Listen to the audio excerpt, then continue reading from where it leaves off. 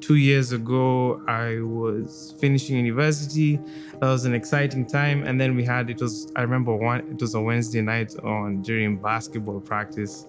And the coach was like, what if like we are not showing up to school tomorrow? And we all laughed about it. That's the last day I was in school.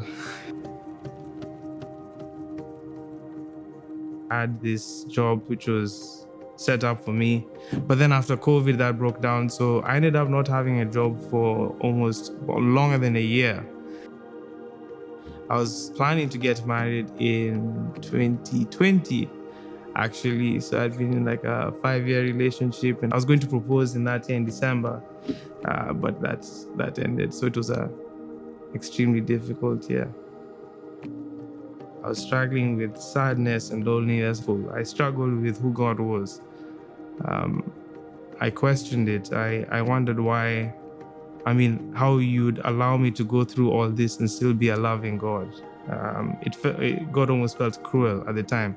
So it was difficult. And then I came to C3, and yeah, it was weird. There was a lot of people who were really just trying to get into your space. I remember one time in a Connect group, I said, I'm really praying for friends. I've just moved to Toronto, so I don't know anyone really.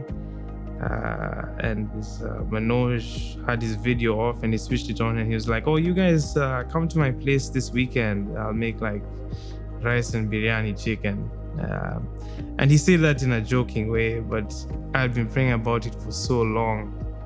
He didn't know. For me, I felt like God calling me to community. So that was the turning point for my idea of community, and really the beginning of my idea of what it means to have Christian community. And then joining the worship team and figuring out how people gel together, having nothing in common, and people still just desiring to be there in your life. That was really cool.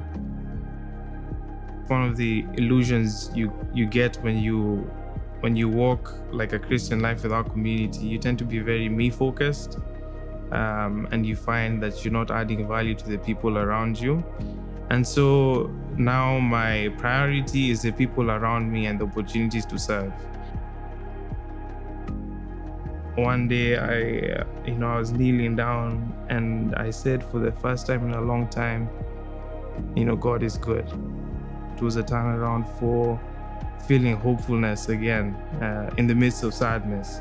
From that point, I understood God was there, and so my attention changed from asking why God is allowing this to trying to figure out what God is trying to teach me.